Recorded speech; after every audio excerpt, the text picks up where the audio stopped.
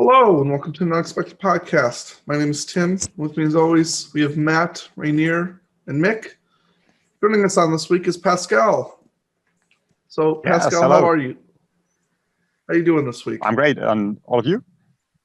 Yeah, good. We're good. Bad. So what has it been like in Germany with the SBG scene kind of so far?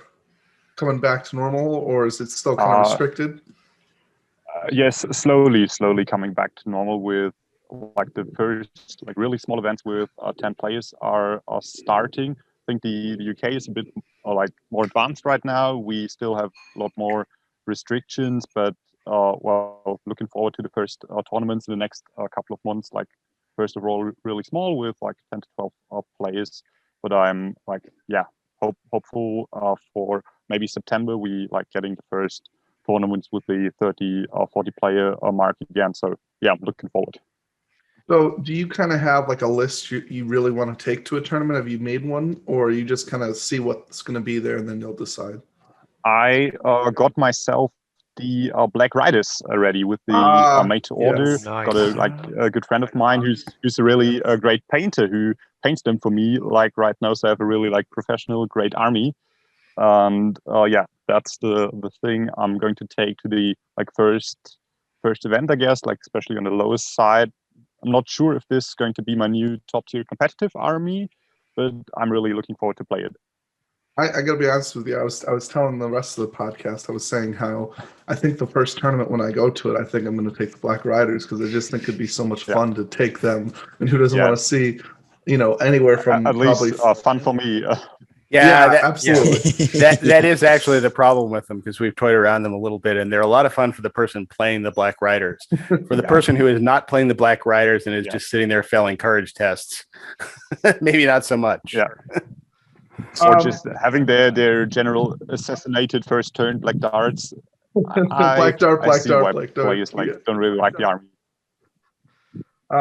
Okay, so we'll go over basically. We got a list from Andrew Palmieri this week, and then we're going to go into the main topic where we'll ask about the German meta and what things are like, and then we have a duel against Mick versus Pascal. No, Matt. Oh, sorry, Matt. The other M. The other M. They both start with an M.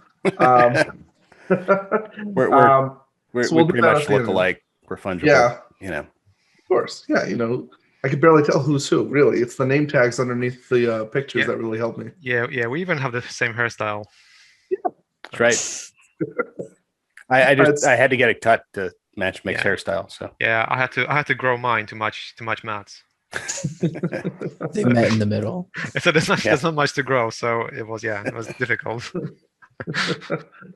Okay, so we'll go into the list real quick. So I'll just pull it up on screen here. So Pascal, if you want to just go over it real quick and then tell people. Yes, we've got Suladan is the leader on Armored Horse with a couple of Heradrim with Spears and Bow, also Serpent Guard in there, 3 Serpent Riders, so a bit of cavalry, and also 1 Abrakan Merchant Guard. And then it gets interesting. We've got Durbirds, so Moria, with 14 goblins with shields, a bat swarm, and then Warband number 3 is the Watcher in the Water, 36 models in total. Also, we're talking about a 650 point list.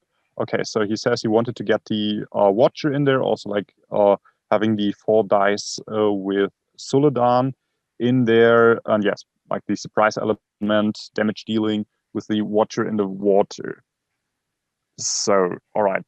So that's quite an unusual type of list. The first thing that comes to mind is Durbers having the 14 goblins with shields only. I'd try to get a couple of spears in there just for the sake of the Warband being able to work on his own. So if there are situations where he has to split the army, you at least have maybe 5 spears in there and dropping a model. Not quite sure how competitive this is, if this works. So having the Warband Suladan, having a couple of bows, the Serpent Guard. I think it's always very solid to start an army with Suladan and these units, and then allying in Derbots. So Derbots is like the only real way to get the Watcher in the water in any other list because of the Valor alliance. So having the Bat Swarm with the Watcher in the water is also like very good to really being able to assassinate heroes. So with Suladan also bring the Fight 4 on the Serpent Guard. It's going to be like a solid line. So it's not like really that tough with just goblins in front. But well, Fight 4, having the banner, this can work. So having a solid battle line, having a couple of cavalry in there, Suladan obviously having the banner, and you're like not really relying on Suladan to be the main damage dealer here because you've got the Watcher in the water. So like if your goal is to bring the Watcher, it's a decent list. Overall, I wouldn't say it's like top tier competitive, but it's got the tools and you can work around that. I think this is so much fun. Yeah, it's the banner with the Watcher, like that's pretty fun. I even like the Bat with Soladan is also like tag team that, but I think it's pretty good in the sense that you have the banner for scenarios and stuff. I do like what Pascal said though. We can see that you are trying to have a battle line in the front with shield goblins and in the back serpent, but a lot of scenarios, especially the newer ones, are going to have you split up. You say you're going to an event coming up in New Jersey. I assume that is the Mythicos event. And I would say if they're already doing good versus evil, they're probably going to pre-choose them, and one of them will most likely be Maelstrom. So I would keep that in mind especially with what Pascal said, having each warband play independently. But yeah, it's very, very wonky and interesting. Very interesting concept. Okay, Matt, if you want to give your opinions then. So I'm paging through the book here. Can somebody remind me? Oh, I think I'm almost there. There's no way to get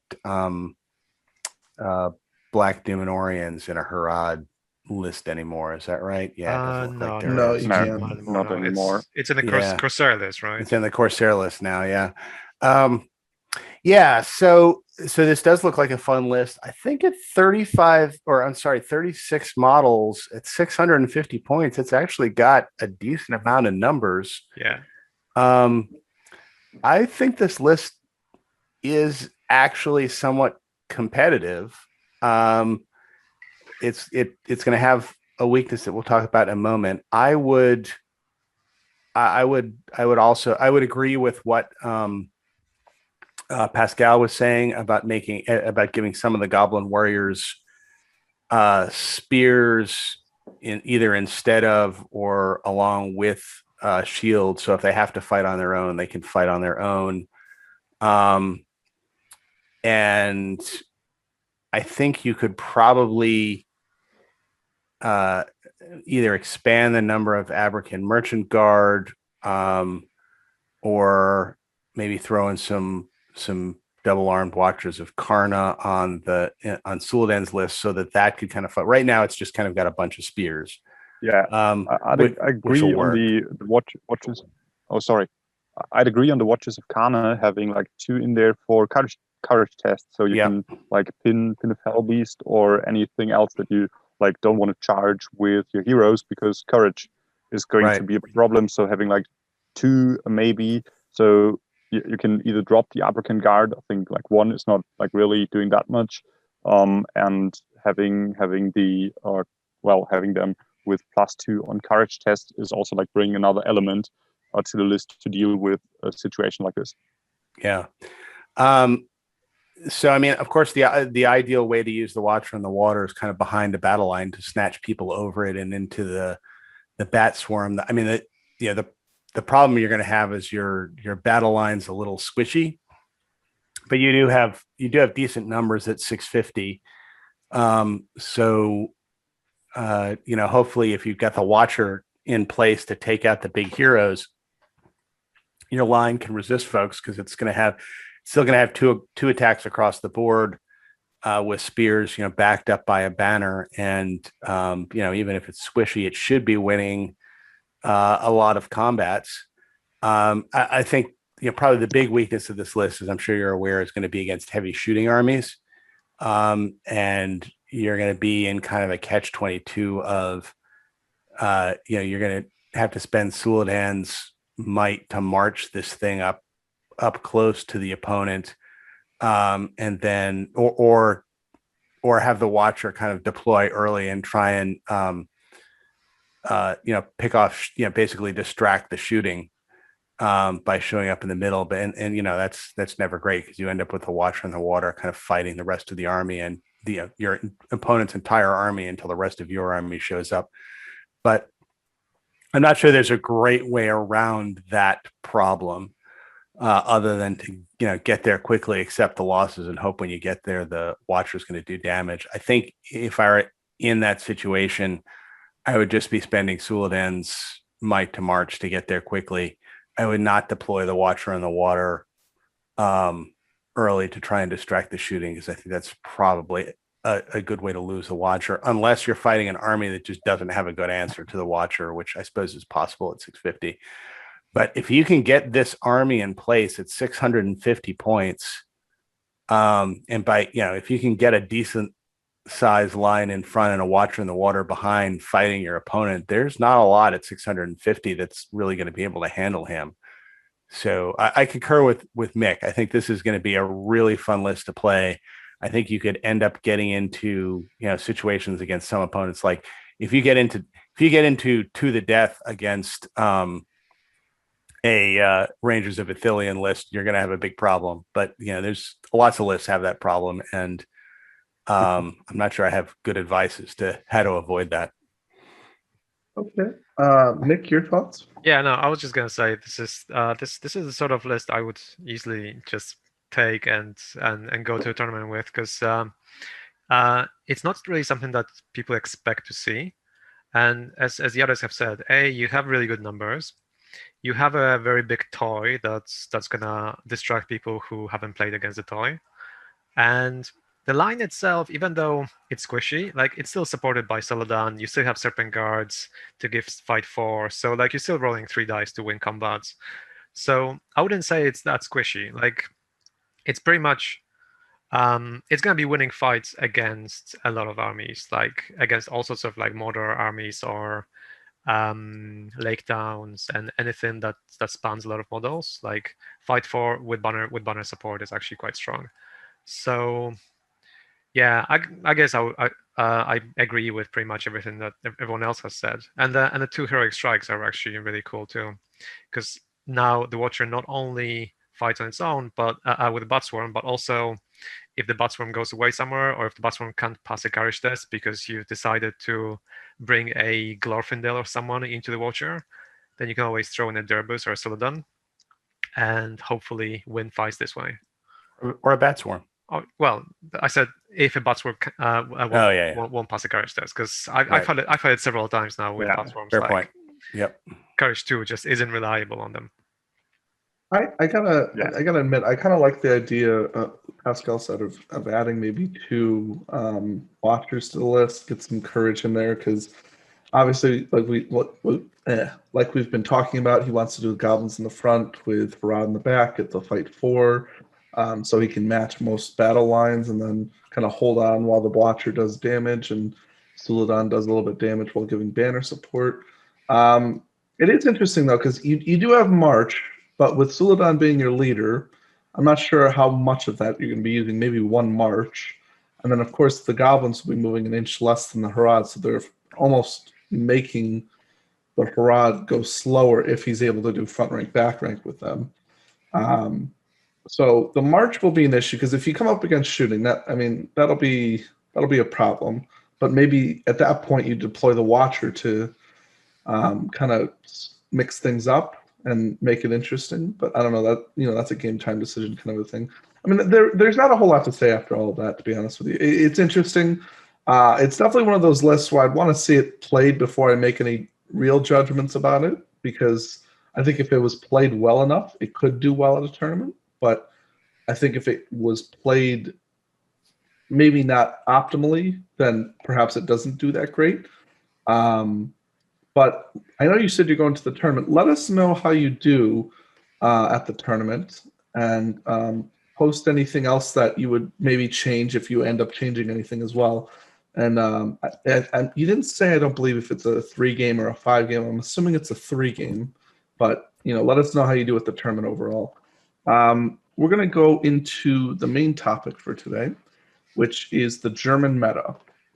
So, Pascal, if you can just give us a quick kind of brief history of what you know about the German league and how it was kind of started, and what really started the German league itself.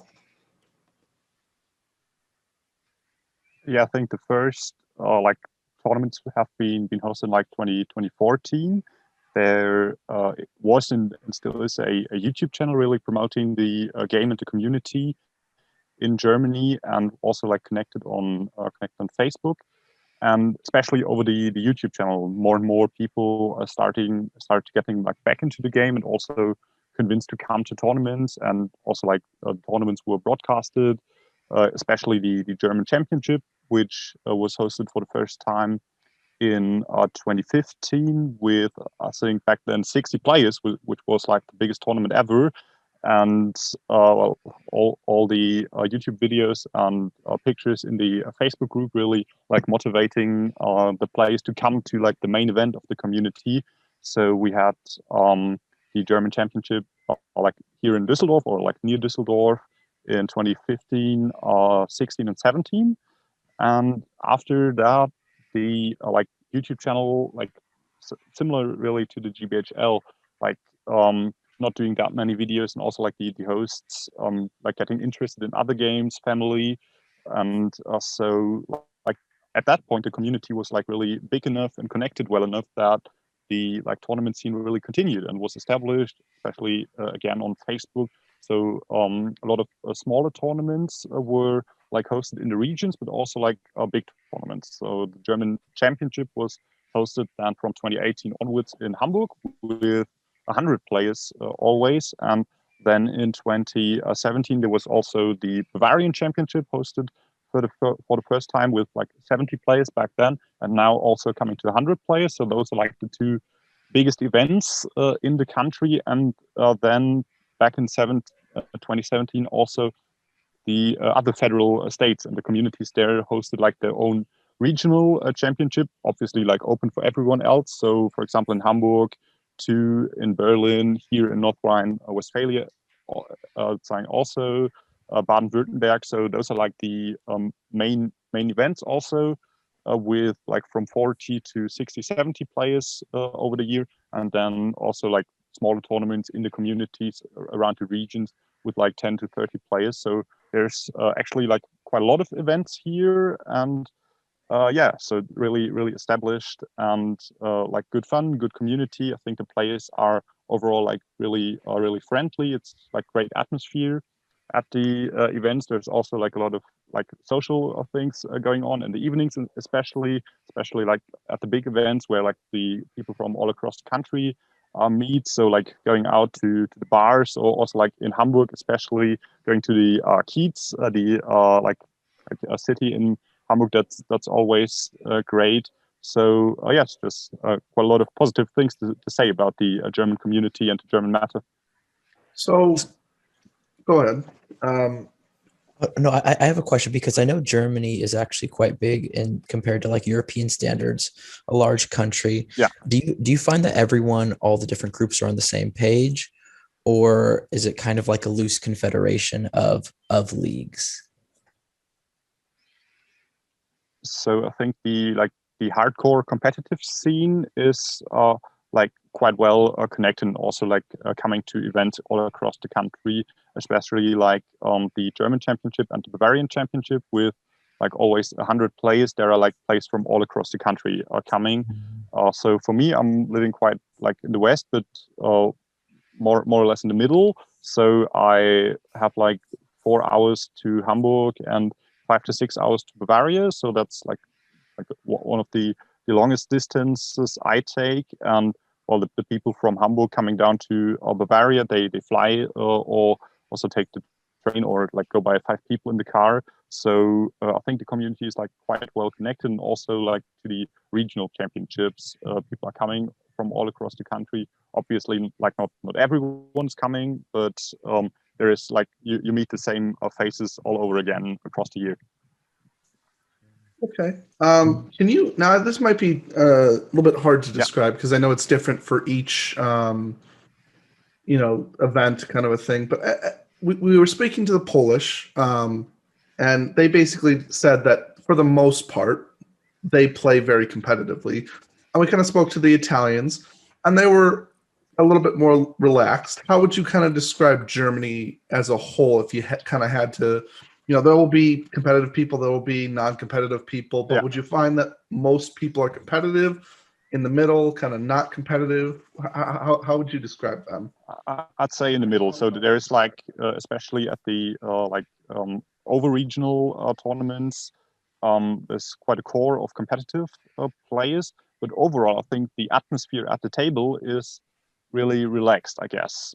So it's not like being like super precise or annoying to your opponent. So at least from my experience, and well, I've played like quite a lot of tournaments over the last like 7 years. I think we have a like very friendly atmosphere, also like beginner friendly, and well, I think that there is in every community like a core of competitive players. I think quite a lot of players come to the tournament with ambition, especially like they're in the last 2-3 years they have more and more like regional teams established, and they are like practicing in before the big tournaments and then coming like compete with the players from the different regions.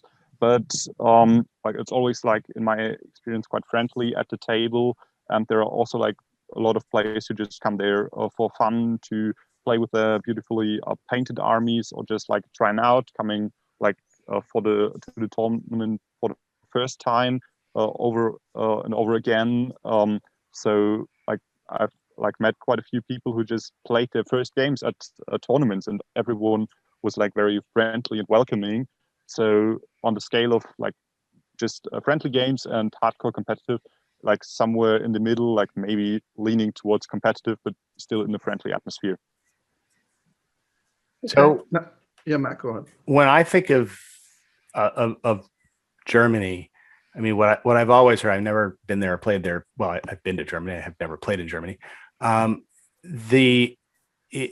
I always hear is good versus evil, and that's how tournaments are set up. Could you talk a bit about that? Yes, that's like has always been like the way we play tournaments in Germany, so that there's like no overall league that's restricting everything, but it's like just has been established that we play good versus evil most of the times. So that there are like some events that have their like own ideas and say you can come with one army, you have to bring 2 armies, or you can like choose something in between. For the most part nowadays, it's you can come with 1 army, but you also can come with 2 armies. But the like main advantage of bringing 2 armies is that if you don't bring 2 armies, your opponent gets to choose which of their armies is playing your opponent. So, like example, new players that only have like 1 army, or players that just like good or like evil, they can come to the tournament. But usually it's not like really competitive, because the other player with 2 armies has the clear advantage, because he can choose before the game, and knowing your opponent and also knowing the scenario, which of their 2 armies play the army. So you can have situations of good versus good and evil versus evil in there. So most of the players bring 2 armies.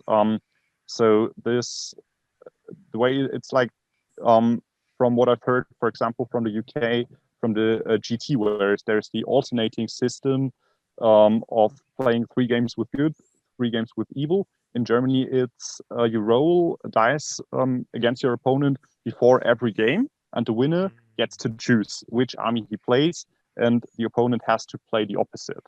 So that's quite different. You can end up with situations where you play your good army 5 times and your evil army 1 time. But on the other hand, you don't have the situation with the alternating system where, for example, the first 2 players can't play each other in the last round because they have played good the round before, like at the GT, for example. So it has pros and cons, this system. Like a lot of players, and it's a clear point that the dice roll in the beginning really is often quite deciding, because you know your opponent, you know the scenario, so you can pick the army having the advantage. So that leads to like unfair situations at times. But on the other hand, you can also have that just by random, if you both bring just like one army, and one army will be at the advantage. So like that's the system that's really in play for the most tournaments, especially the most big tournaments. And we're like nowadays quite used to it, and it's like quite established. That's really interesting. Oh, sorry. You go ahead, mate. No, I was going to say, I don't think it's that's necessarily unfair, because if you have two players and both of them know that, let's say, okay, my good army is going to beat your evil, then whether it's a random roll or whether it's a roll of where, okay, well, if I choose, I'm gonna choose my good. If you choose, you're gonna choose your good. So that's exactly the same as if just flipping a coin anyway. Yeah, it's probably exactly the same as if you just kind of roll. As you point out, it's the same, essentially the same as if you rolled up with one army, and it's you know, I've got Goblin Town and you've got Rangers of Athelion, and we're playing to the death. Oh well. Yeah. For me personally, it leads to the situation where like playing more balanced list instead of lists that have like clear advantages in one scenarios and clear disadvantage at other scenarios. Because if I have like two lists that are like very balanced, there won't be as many situations where your opponent like picks his list to counter my list. So that's at least my approach, how I like use or tend to play, to just don't have the situation where I get counted. Yeah, that's actually what I was actually about to say. Like, I would imagine it would create balanced lists, and I actually saw that firsthand. All the Germans I saw at Articon last time it actually was on, I realized, all of them have like really balanced lists. You could tell that they really thought about their list and all the scenarios and calculated in their heads. Where it seems like Americans, sometimes even the Brits, are kind of like, ooh, like let's lean hard into this way and soft into that way, and some different things like that. So do you think that is you equate that to because the system has created it?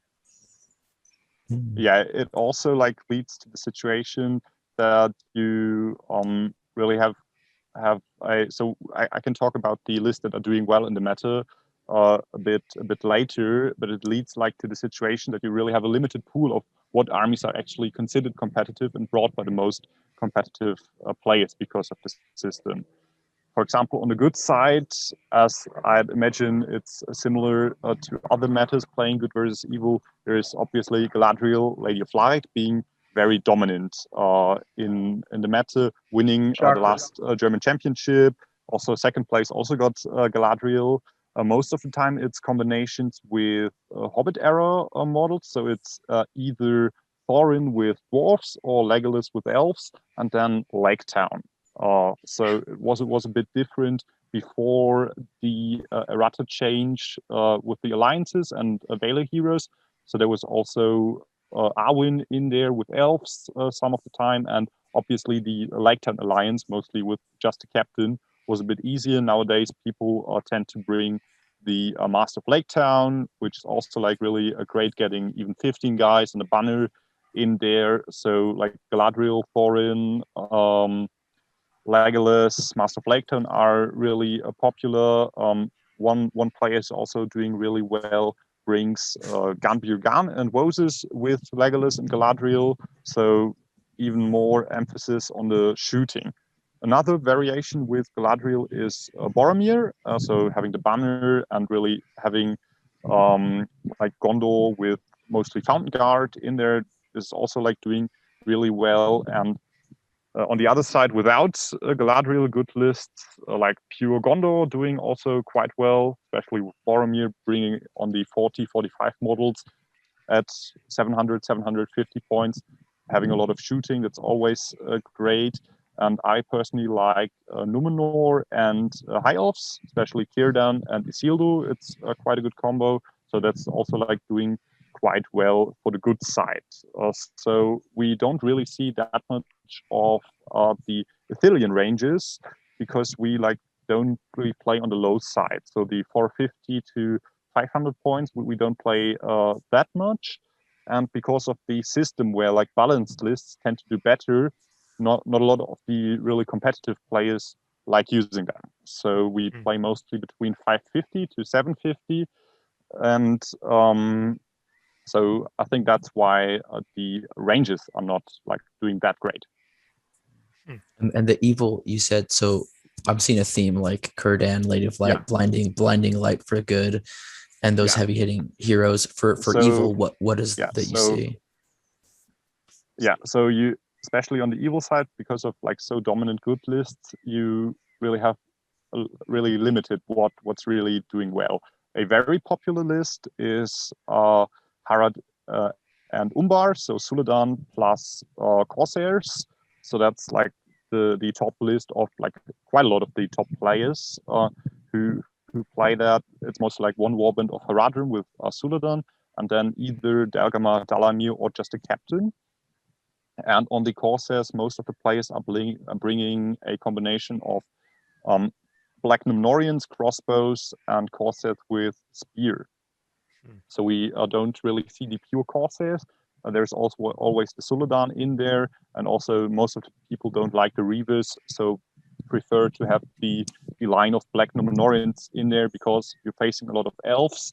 You tend to lose combats, and even though you have higher numbers on the banner, you will lose combats, and Black Numnorians don't die. So this is very successful. And on the evil side also, there's a lot of Mordor. So I figured out that if you bring enough Wraith, you can cope with Galadriel. So Galadriel plus Legolas is going to be a bit tougher, but I like Shadowlord plus Witch King, also sometimes plus Mouth of Sauron. So having 2 or 3 wizards in there can deal with Galadriel, or at least resist her. And also then a list of Black Numnorians supported by Moran Orcs that is like ground solid, that like won me a lot of second places or a couple of first places too. I played that at Ardacon too, so that's like go-to list on the evil side. Different combinations with Witch King, Mouth of Sauron, Shadowlord, Gorbak in there, Krishnak, Curates. So like always depends on the points level, but that's also like doing quite well. And also that came in through like the update and like the last events, the assault on Helm's Deep Legion. We didn't have like that many tournaments after the update. I think it was like December 2019. So there were like only like 2 events after it.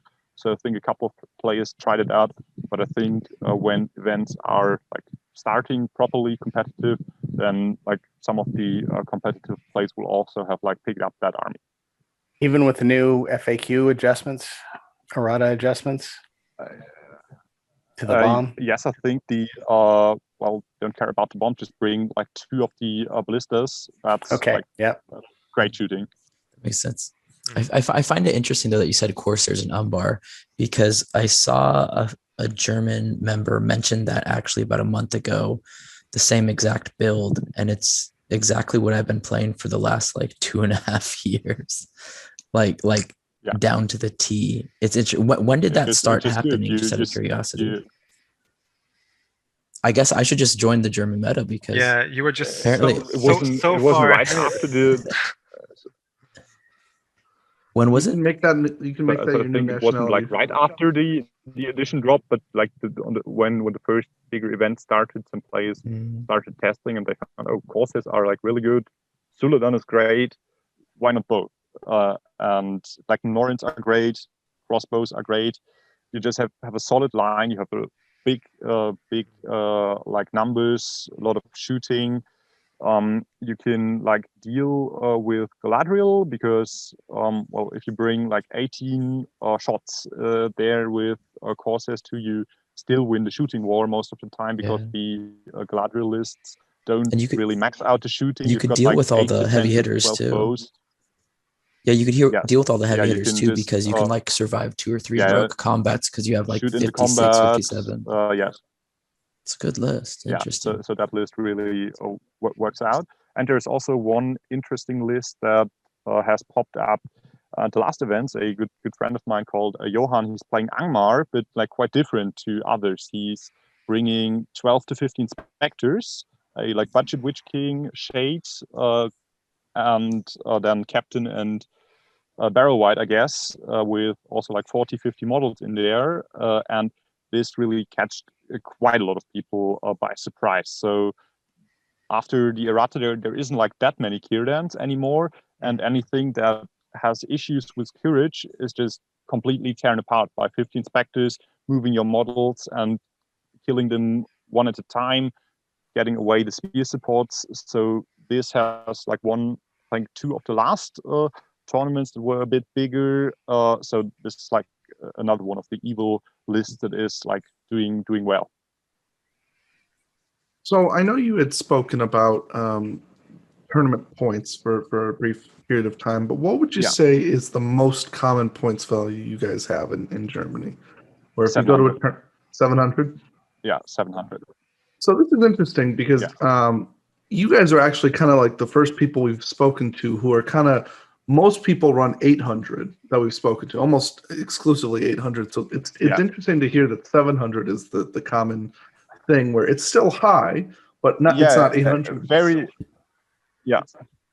We like don't play 800, not at all. I think I've played 3 events of 800 points in 7 years, so I really had to figure out a list for the 800 points and to do some things differently than before. So I actually didn't play the list before. So I don't know why. So some events like Berlin, for example, they like go extremely high to 1,000, 1,050, but that's only like one event per year. And I think one issue is also the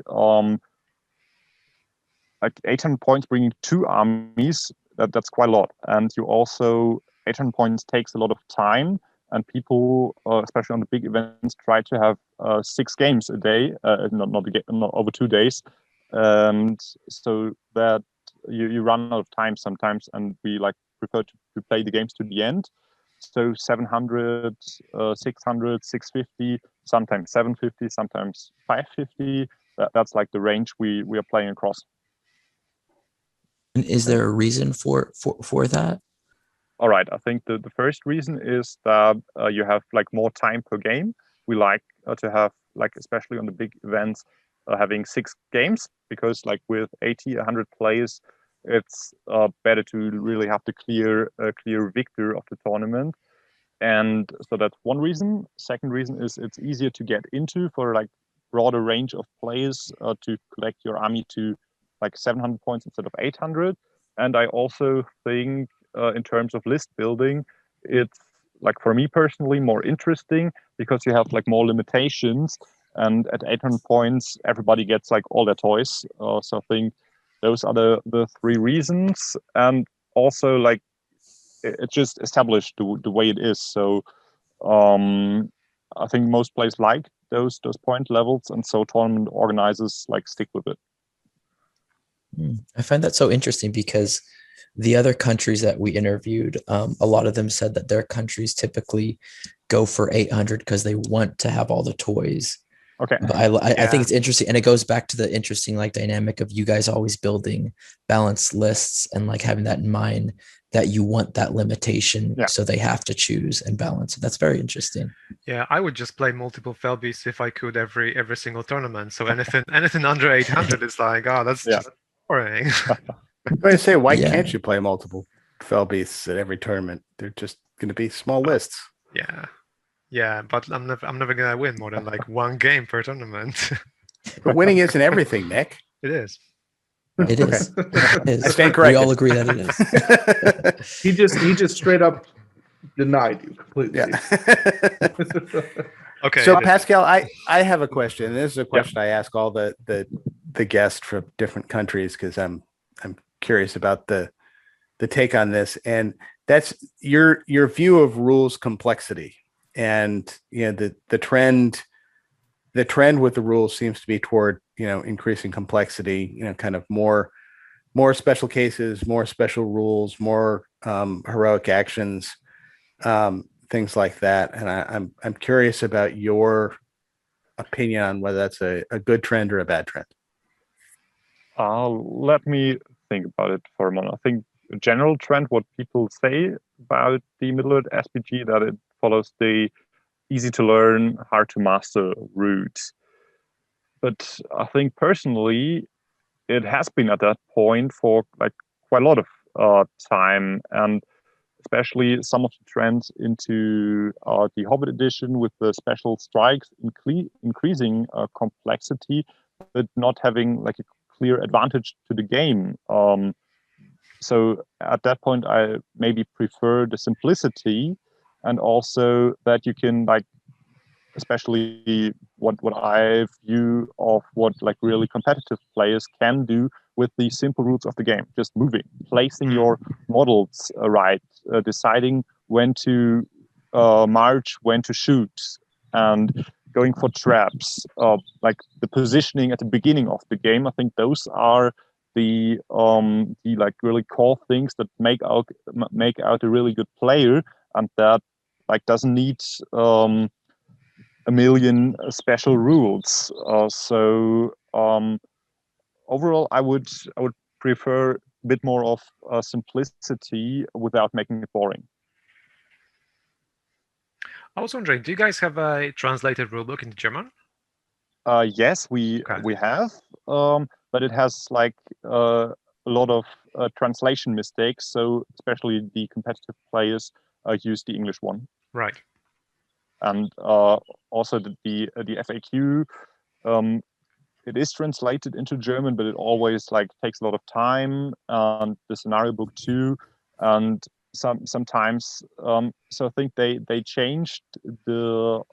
So before the new edition, we always played the German version of the rules, and they changed the translation team. So I think now the translation team, like, doesn't have anything to do with gaming anymore. It's like there's some other company, and they really messed up the translating with established words. For example, might. It was before it was always Heldentum, and now it's called Macht. So they changed that up, and I think quite a lot of players were upset about it. And then also there is quite a lot of misinterpretation. So I think most people stick to the English rulebooks.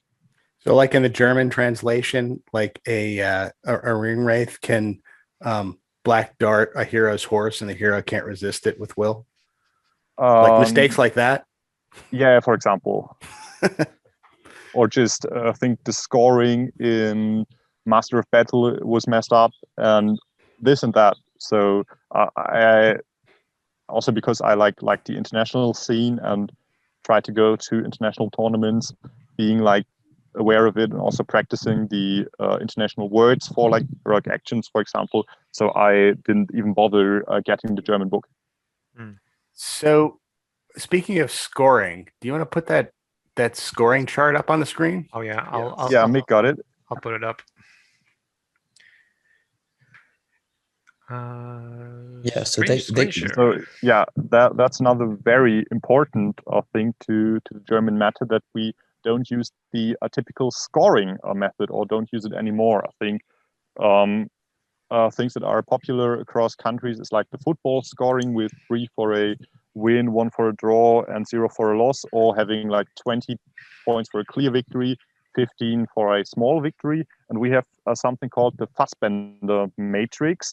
It was like invented by a friend of mine called Marcel Fassbender, who was also like very active in the community, also German champion in 2017, and he calculated this matrix. It awards points depending on how many VPs you score, how many VPs your opponent scores, and therefore also how many VPs you deny your opponent. So the clearest win, like a 12-0 victory point, translates into 20-0 tournament points. But a like very close fought game, for example, a 5-4, only awards the winner 12 victory points, and the loser also gets 8. So it's like always very important to score the victory points, and you still, if you're on the losing side, you can deny your opponent and therefore score points on your own. So I think in my opinion, it has a clear advantage, especially when there are like really close fought games, and you end up, for example, losing a game 4-2, which was really intense against another competitive player. And instead of you like being really devastated because you only got like 0 points out of it, you at least got like 7 or 6. So it brings the table the table across the tournament much closer together, and that's an advantage of it. And you can also, so your tournament isn't over if you lost a game, like a close fought game, for example. I managed to get second at the German Championship in 2018, and I lost 2 games. But I won like the first 3 games 12-0, so I got like 10 points ahead in front of everyone else, despite them also like the second place also won 3 games of it. So I think that's a advantage of it. A disadvantage clearly is that the luck draw is also like very important. If you catch a competitive player early on and you manage to win, you still are behind someone who maybe got a like really easy game in the first round. So that might be a disadvantage of it. But overall, it's, well, as I've said before, it's established in the community, and most of the players like really like it. So Yeah. for those who are listening at home rather than watching at home, I'm gonna use 1,000 words to paint this picture. What this is a grid, and it's got an index. There's an x-axis of 0 to 12, and then there's a y-axis of 0 to 12, and those are, I guess, the victory points you get out of the scenario. And then you cross-index those to figure out a distribution of 20 points for each game. So if you have an even number of points, it's going to be a 10-10 draw across the board. And as Pascal pointed out, if you get 12 points and your opponent gets 0 points, you get all 20 of the victory points. And then the different combinations in between give you kind of different ratios of winner points to loser points that all add up to 20. So if you get a 1-0 victory, for example, you get 14 points and your opponent gets 6. If you get a 6-5 victory, you get 12 points, your opponent gets 8. If you get something like a 12-6 victory, you get 14 points, your opponent gets 6, and it kind of scales differently. And I think I've actually used something like this back in my historical tournament days where there was a 20-point breakdown, and you would compare kind of victory points and then divvy up 20 points between you. And I think it actually produces good results. I have to say, actually, I like this. I think this is a good idea. Yeah, I was going to mention, so I've always felt like these sort of systems were slightly unfair because of the situation that Pascal described, where, let's say, I can get a very easy opponent first and second round, then you might get a very hard opponent first and second round, and I sort of get an unfair advantage through the points because of how easy the games were. But actually, looking at the German system, it seems it's non-linear, and it seems actually quite top-heavy towards the win. So, for example, in this system, if you were to win to the death by just having a banner and then stalling the game for 2 hours, you win 16-4, which actually still is almost like, it's pretty much as good as like a minor victory in similar sort of systems where you have major, minor draw and so on. Yeah, and I mean, on this chart, by the way, it's the same. You get the same number of points as if you got a 9-2 victory, which is interesting. So a 9-2 nets you the same amount of points as a 2-0. Yeah, that's right. Yeah, but at the same time, I've seen certain tournaments or communities using a different chart, where, let's say, if you won 2-0, then your score would be 12-8. At which point it's a bit like, okay, well, it kind of creates a completely different dynamic where you kind of want to then be scoring additional points, but then your win is not necessarily as worthy of a win. But like, clearly in this system, like, you guys clearly have come up with something where a win is still worth much more than just like playing playing for a draw or just like winning barely. Yeah. But you're trying to score as many points as you can, but a winner is still well rewarded for their for their actions. Yeah. So I do quite like that about this particular scoring. It also looks like, by the way, that it's heavily weighted toward denying your opponent's points as well. If you shut out your opponent, he walks away with 0 victory point, 0 scenario victory points, you are going to get much higher numbers of points than even if your opponent gets 1 or 2. Yeah, that goes back to the list too. We were talking about, like, I play the Corsair Serpent Horde spam, and I do that. I make that build specific, not to like slaughter my opponent, but to deny victory points and not breaking and not getting my hero murdered or anything like that. And you think Lady of Light too, all those lists that you talked about are kind of like built around that, like deny points, not just like come and wreck, but deny.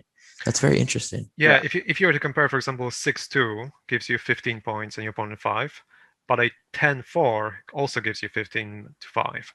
And like clearly you've scored almost twice as many points, but by not denying your opponent an extra point, it's like it's actually punishing you then. So like you really want to deny as many points as you can. Yeah. A 1-0 gives you the same number of points as a 12-3, for example. Yeah. Yeah, I'm curious about that. What I like about it, it really creates the situation where every point is important. And despite the fact that you might be losing a game, like for a start on, because you're at a clear disadvantage, you can still try to deny your opponent as many points and really see a clear benefit from that. And that, in my opinion, creates a more interesting dynamic. And also what Mick mentioned about, for example, just stalling the game and playing for draw, this like isn't rewarded that much, and you always like see the possibility to gain like more victory points and to have your win like count even more.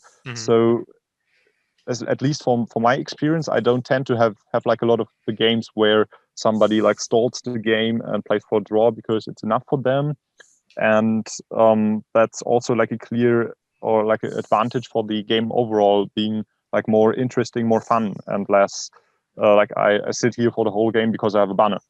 Yeah.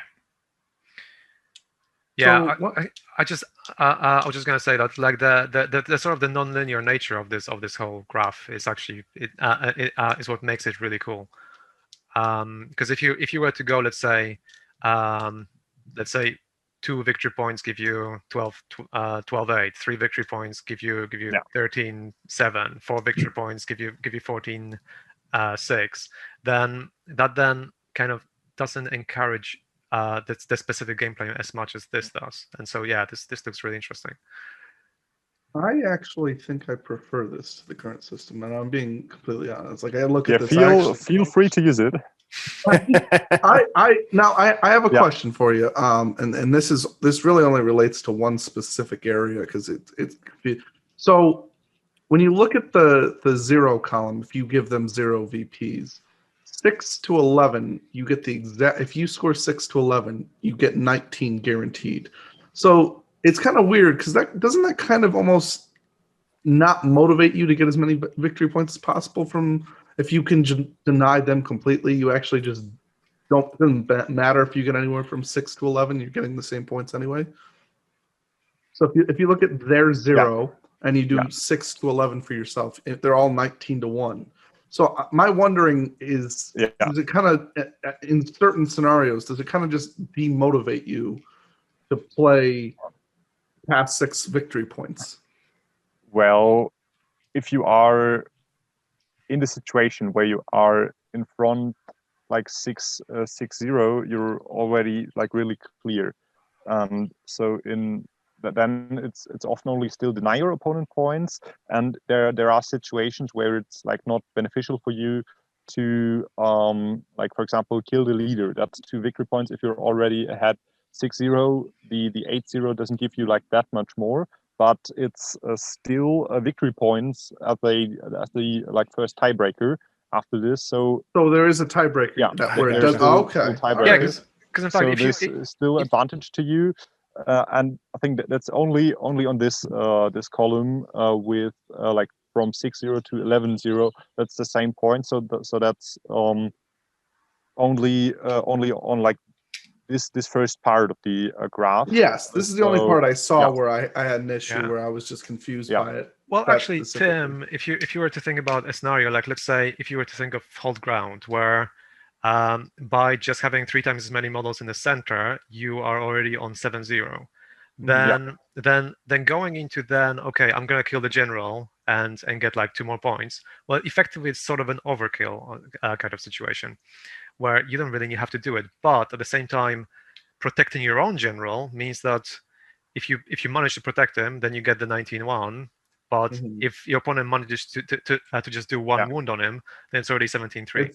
It screws up the whole thing. Yeah. So it's more beneficiary to have a general who is like really defensive and just doesn't die, because your opponent then doesn't score points, instead of having the ability to kill enemy generals.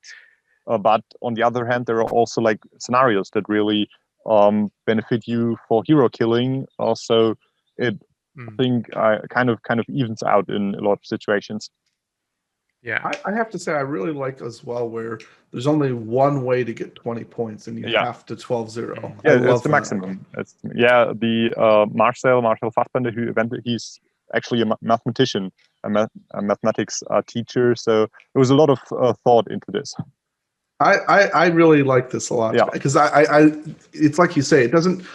You go into games and you're really only concerned mostly about you're trying to deny your opponent so you get a major victory kind of thing. For example, for me as a very competitive player, one of the most discouraging things is to like lose the final 3-1 and then being there on like 5 wins, 1 loss, and like 3 players going ahead of you, and you end up being like 5th place. I think that's that's something that happens quite a lot of the times in the usual system, where you are like really ahead of the table for a long time, then you lose like 1 game, and then that's you really drop punishing. down to 5th. Yeah.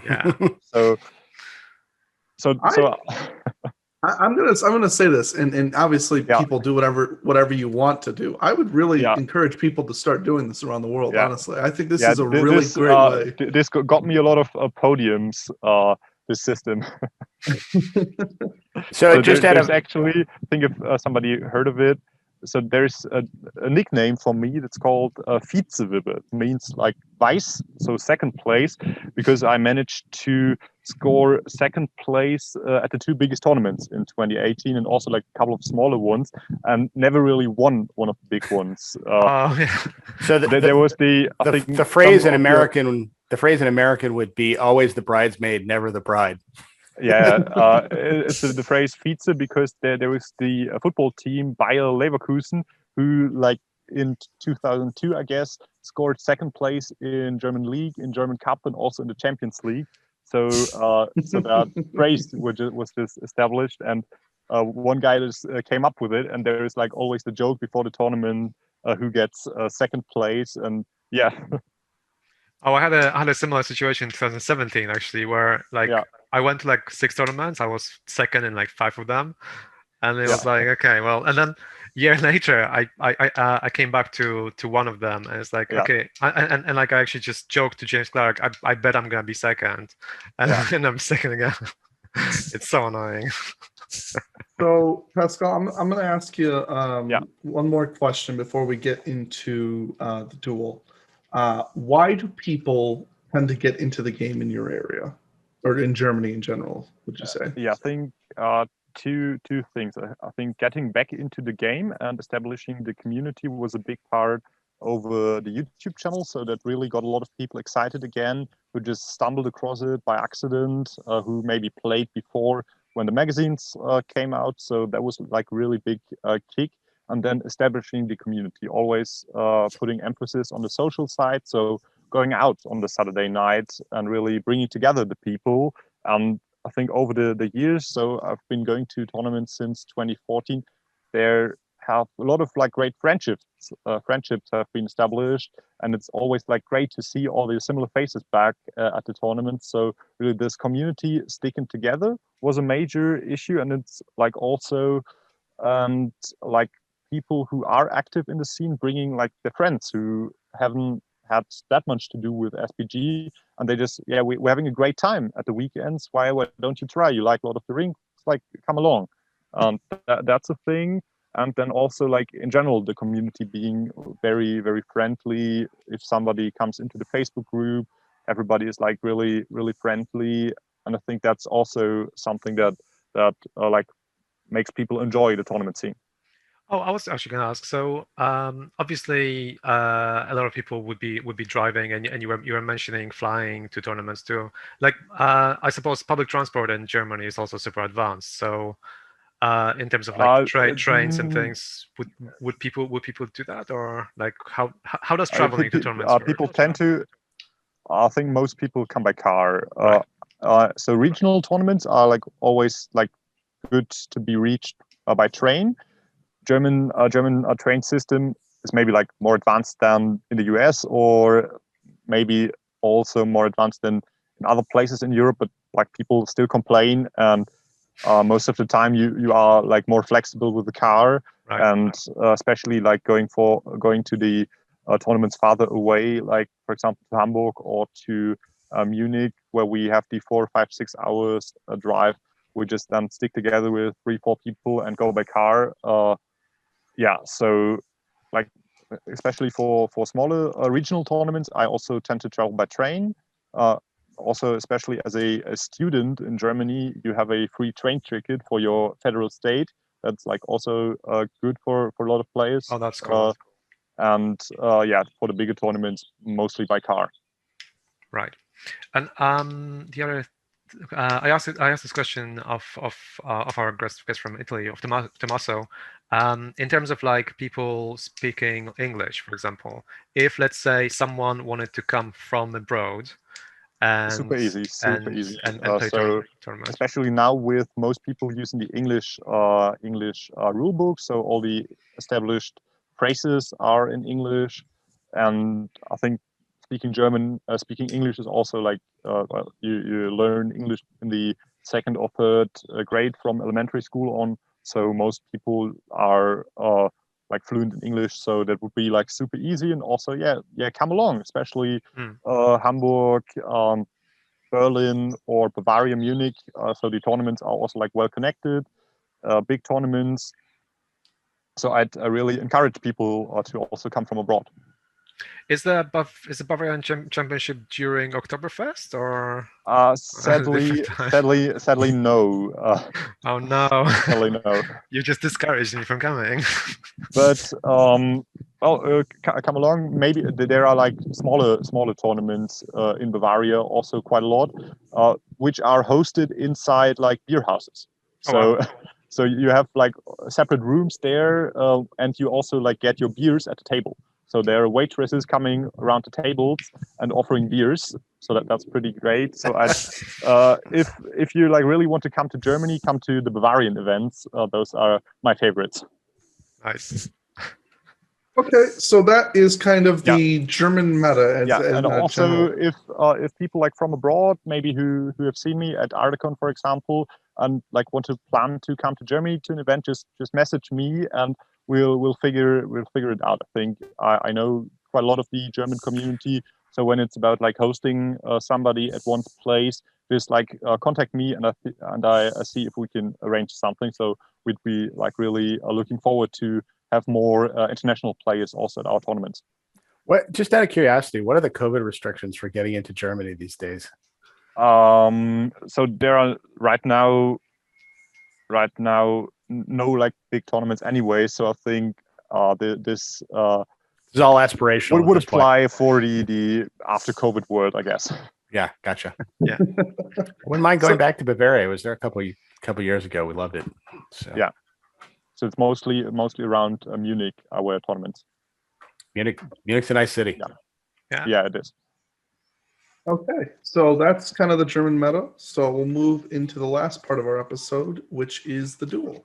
So for anybody who hasn't heard of the duel before, essentially what it is the hypothetical game where two people on this podcast will go up against each other. In this case, it's Matt versus Pascal. Usually we do 800. I know Pascal said he's not used to 800. That's because I've already like we got the said- advantage. I haven't seen my list yet. Just That going is for every because- little advantage I can. There is an advantage there, yeah. That's because for the most part, most of the world, and it seems at least the US, we are almost exclusively 800-point tournaments. Very rarely do we find tournaments that are not 800 points. So it's Okay. like a common thing. Competitive events. Yes. Yeah, competitive. Competitive. Yeah, because So we do have like 600, 650, 700, Yeah. but like the big ones where it's like people bring their toys. But Yes. we played at Arcticon doubles, didn't we? I believe we did. Getting the rematch. Oh, This is the rematch. Yes.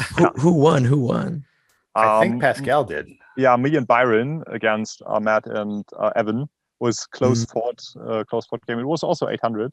So Did you play against any of us at Articon and the GT? Jake, I lost. Okay. So it was the one game I lost at Arcticon against the Goblin Town in Recon. I the managed 100 to and the 2,000 goblins I managed in Recon. to stop him from getting off the board, but I broke in the process. So it was also Oh, like wow. 3-1 something. It was a close game, but that Jeez. sadly lost me the game. That's So- amazing though to stop recon, especially with Goblin mercenaries and stuff. Like kudos to you. That's amazing. Arcticon went all right. Yes. Also, as far as I can see, based on the German scoring system, had it been 3-1, you would have scored 6 points. You probably would have finished second. Speaking of which, are we using the German scoring system for this duel or? Yeah, let's. All Let's. right, I'll so we read use out the the German German one, scoring yeah. system. Yeah. Are we like yes. really playing to the end or just the first couple of turns? The first couple of turns. Yeah. So it's Hypothetical.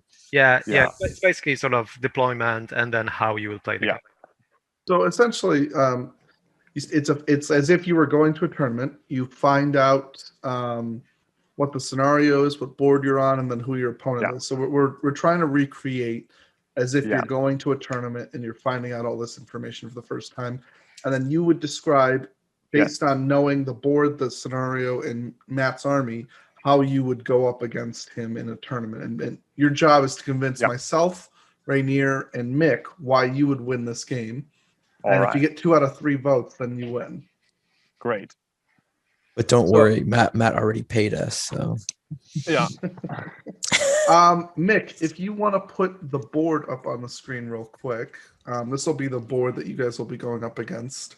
So you can kind of just we usually let Matt describe it because Matt's solo spoken. and for the viewers too, nobody knows each other's lists or the board. So all of this is first reaction.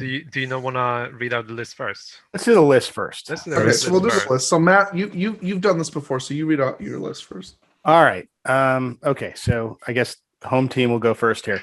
All right. So I don't want to give you flashbacks here, Pascal, but warband number 1, the army leader, the Goblin King, and in his warband are Gollum and 15 Goblin warriors. Warband number 2, Grinna, and in his warband are 8 Goblin warriors. Warband number 3, the Goblin Scribe, and in his warband are 6 Goblin warriors. Warband number 4, a Goblin Captain, and in his warband are 6 Goblin warriors. And then to throw a curveball, warband number 5 is Derber's Goblin King of Moria, and in his warband are 1 Bat Swarm, 7 Goblin warriors with shield, and 6 Goblin warriors with spear. There's a watcher coming. There's a watcher coming. Yeah, here's Warband number 6 is here. the Watcher in the Water. Ooh. So, all right, that's the army. How many models in total? 56 models, 12 points of might, 2 monsters with might, and so no mercs in there. sorry, no what? No mercenaries. No mercenaries. So how many of those are the Goblin Town goblins? Like most are like 40 Goblin Town goblins. Let's see. So there's 13, 15. 35. So there's 15 warriors that are not Goblin Town. All right. Yeah. Guys. Yeah. So there's. All right. Interesting. Yeah. So okay. So Mick, would you put my list on the screen? One sec. I just need to download it. Here we are. and I just need to put it on the screen. Well, as he's downloading it, Matt, we Yeah. could have seen 500 miles away you're going to take the Watcher. So just so you know, Pascal, he has Here we been go. I've Watcher been on a high Watcher kick lately. lately. Ah, yes. Yeah. Isildur. I brought something that I like really play a lot. Not on 800 points normally, but I think this combination works quite good on 800 with like Numenor and High Elves. Got Isildur with a horse, with a shield, obviously with the one ring. So we have the situation of 2 people with the one ring. So I The guess Isildur gets priority. Isildur so, gets the yeah. ring. So Yeah. I'm at a little advantage right there. All right. So we've got 5 number warriors of Numenor shields, 4 with shields and spears, 2 with bows, 1 with a banner. Numenor captain, horse, shield, lance. Also like 8 warriors of Numenor with different war gear. Then we have Erestor with full warband of high elves, shields and spears, and Círdan with 4 bowmen and 2 Rivendell knights, and 42 models in total, 8 might, 12 bows. So as I've Right. said before, really balanced. Got also like three threats, 3 combat heroes, especially Aristor, quite good. Just stick him in, kill troops every turn. Numenor Captain is quite solid overall, and obviously Isildur with the one ring is just brilliant against like any hero. And obviously Círdan for the aura, so I can set up blinding light if I need.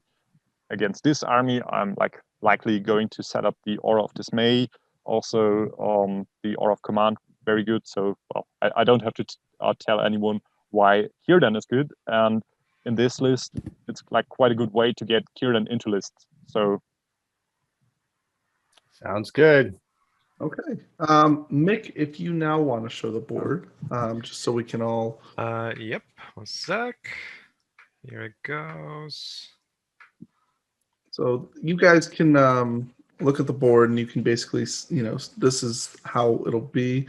Oh, it's a very snowy map. Ooh. So Matt, if interesting. you want to just describe it for people listening. All right, so this is a snow-covered board. There's kind of a lot of open terrain. There are a total of 6 terrain pieces on it. And I think probably the best way to describe it is there's kind of 3 terrain pieces on each side of the board. On the southern side of the board, there's kind of a big ruin in the middle. In the middle towards what we'll call the south, I guess. And then there's a smaller ruin to the east of that and a smaller ruin to the west of that. And then on the northern side of the board, there's kind of a small piece of woodland. And then there's a ruin to the left and a ruin to the right, which raises the question of how we're going to treat all of this this terrain. As far as I remember, this was a map used at the ETC back in 2018. Yep. And I believe all of that terrain you could just walk onto, as long like, obviously you would have to take the relevant jump or climb tests for various teams. I should say that the ruins are on kind of like they're on like little hills, and some of those hills have little cliff sides. The snow atop the hills. The snow is not difficult, but you have to like jump to get on. Correct. Yeah. So the snow is just normal because essentially the entire board is supposed to be covered in snow, as you can see by the play map. So we just ignore the fact that it's snowy. The whole board is difficult terrain. Yes. Whole board is difficult terrain. What about the thing with the trees on it? Can you just walk on that too? That I believe was just a forest. So I see. Okay. That would be a difficult terrain. So that's difficult terrain. That you might even, you might even have to jump onto it. So it's like a forest on a hill. All right. Gotcha. I've always found it weird because I know this is just a personal note on my part. Why isn't snow difficult terrain? It would be hard to move in snow. Like I don't understand why because in this particular situation, based on the whole board layout, I think pretty much the whole board could be considered. No, I'm just I'm not referring to this board specifically. Yeah. You know how like woodland terrain is difficult to. You would think, and I know that you wouldn't see many snowboards. It's just one of those things that bothers me from like a normal perspective of like if I were to go into a snow battle, like that would be difficult to fight in. So it would be actually on that point. Slippery.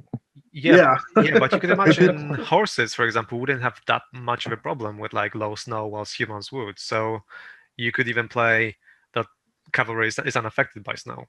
Yeah, so like cavalry. Yeah, so you see what I mean? Like, and this is just a little Yeah. tiny. These sort of cool rules could be really useful in the Yeah, game. but I think at that point I prefer the simplicity of difficult terrain, that everything is that is somewhat difficult has the same effect. So with a few exceptions for cavalry and water, or what is it, the like goblins, for example, getting the advantage at climbing, so that's all right. But I wouldn't prefer to add extra complexity that really doesn't add too much to the game. I think I just making want to it see more complex. boards that aren't woodland. You know what I mean? Like, Yeah, there's so many boards sure. that are just, you know, beneficial to elves. And I'm not saying I'm anti-elf. I want to see more snowboards. I want to see more Mordor boards. I want to see Mines of Moria, you know, that kind of stuff. So it's not just woods. Yeah, that's also something about the German events, that really, especially at the big events, that there is a lot of terrain and also a lot of beautiful terrain. Some people really go for commission boards, like similar to what is done at Nova, I guess, so that every event there is like one or two really big highlight boards added to it, and especially over the years there has the tournament organizers really got like great collections of amazing terrain. That's also a nice thing about the German tournament scene, that really a lot of tournament organizers try to get as much really great and Middle Earth terrain in there as possible. So effectively here we have US points of 800, a German scoring system, and a British board. All right. Very sparse. International. Mick, if you want to roll for the scenario now, this will be we're using the new supplement for the what's it called? This general pack. Yeah. Match play guide. Match play guide. Yep. So if you want to roll the first one. Okay, so the first dice roll is a 2. So a 2 is object scenarios. Okay, and the second dice roll is 4. So that is going to be destroy the supplies. Whoa. This is one of the new ones. We haven't had this one on here. Yeah, I don't think so. So I'll go over and I'll read it real quick. Yeah.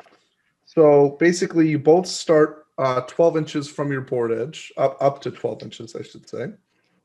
And the scoring system, I'm sorry, the game lasts until one force has been quartered. Scoring system, you score 2 victory points for each enemy supply marker that has been destroyed. You score 1 victory point for causing 1 or more wounds on the leader, 2 for killing.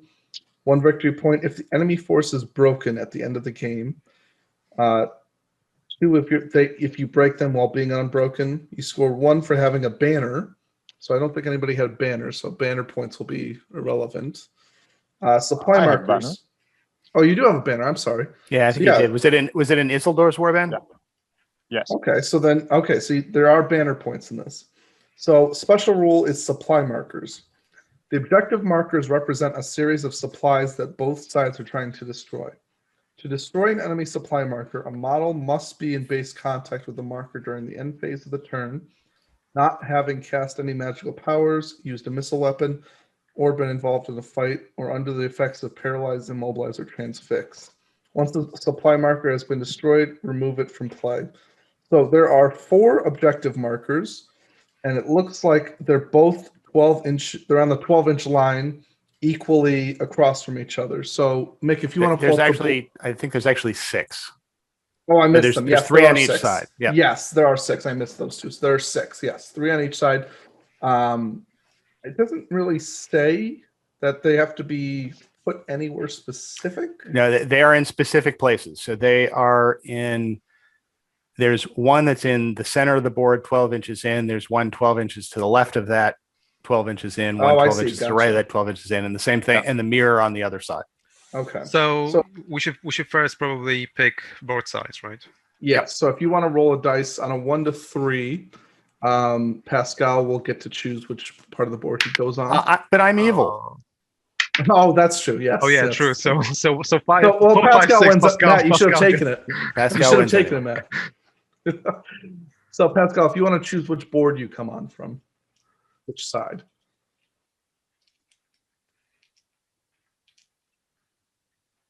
Just thinking.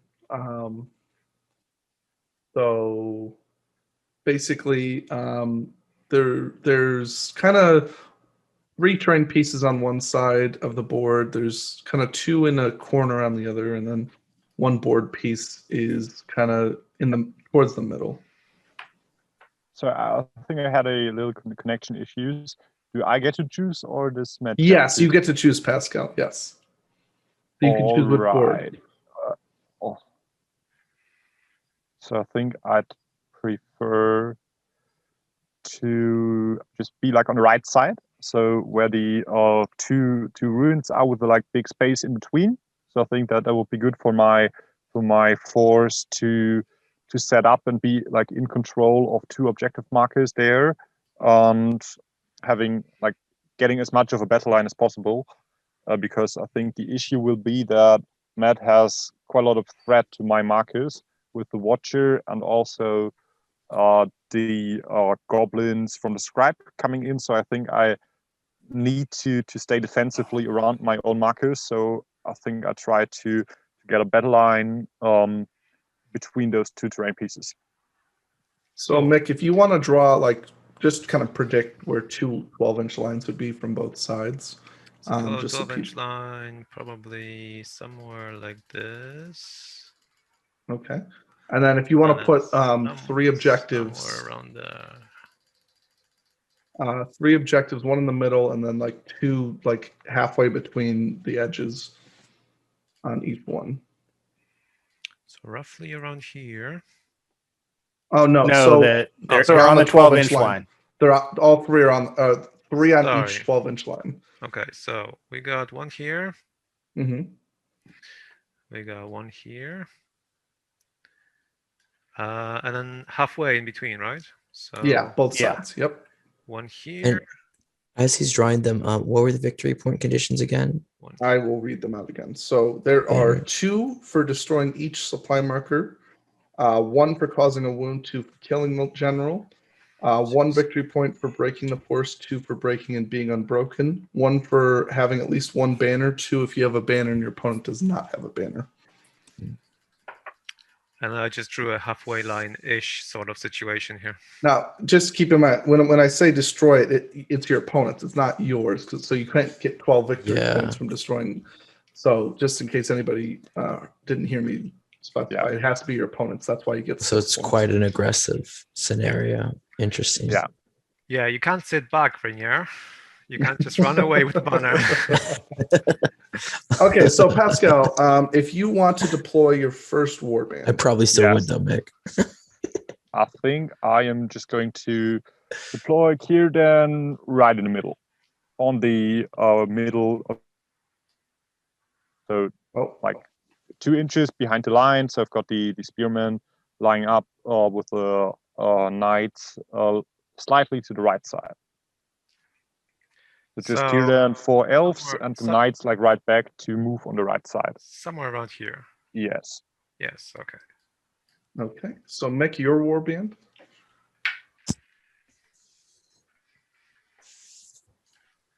I think you mean Matt, my word. I keep saying Mick. I apologize. I mean Matt. I apologize. I mean Matt. We've Matt. established that Tim is bad with names. not Yes, just I'm European terrible. I'm names, but terrible. English I names don't as even, well. you know, to be honest with you, I might as well just call you Jerry. I mean, at this point, I'm just getting it all wrong. All right, so I'll be Jerry.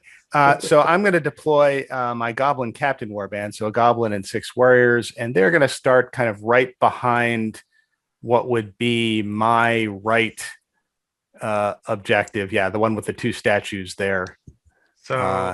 So here or Yeah. here? No, just kind of right behind the objective. Also like here.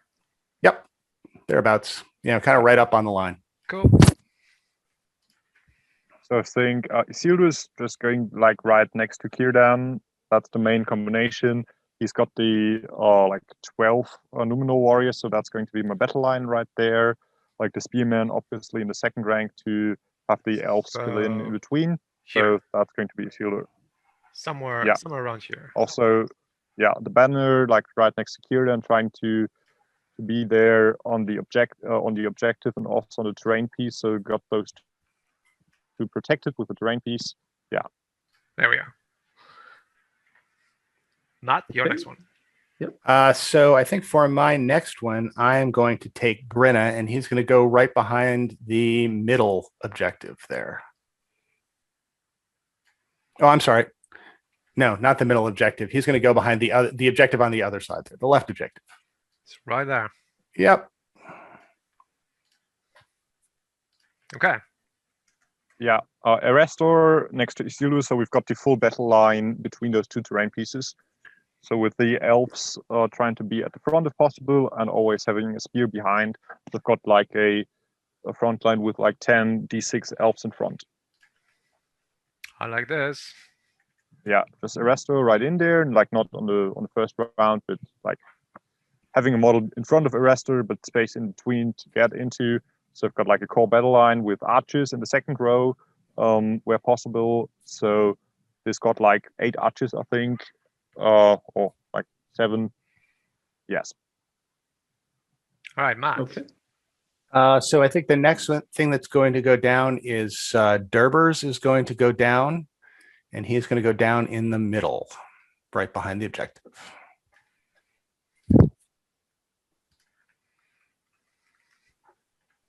Okay.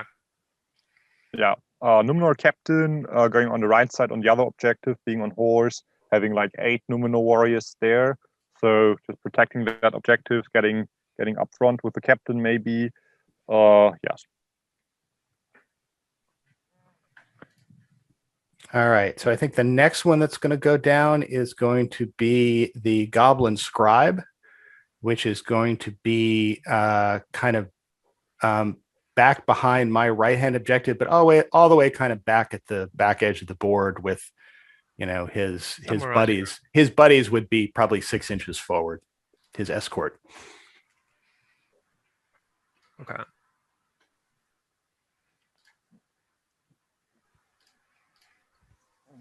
Okay.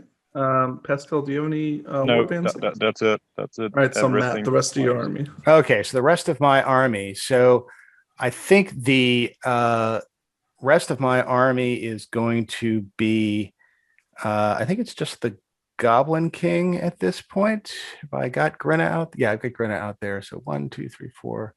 Yeah, so the Goblin King, I think, is going to go.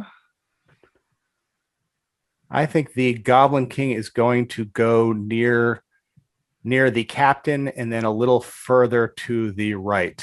So here. Yep, over there. Yeah. Maybe a little closer in, but that's close enough, you know, basically kind of on the right-hand side. Basically that. All right. Yep. Okay. So basically, Pascal, what we're going to do from here is we now see where everybody is. By the way, this is definitely the best version of the duel we've had, as you can see everything on the paint. Yeah. So this is definitely, if anybody really likes the duel, this is definitely the one to tune into because you can see everything for sure. Yeah.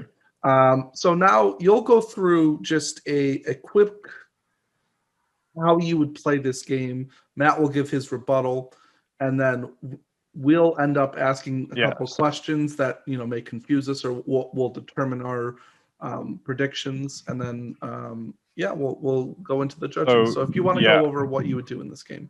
So I think the main thing I have to be aware of is that Matt can really thread my objectives through the Watcher in the Water and also the Scribe Goblins coming in. So I have to be able to defend my objectives. That's why I chose to deploy there.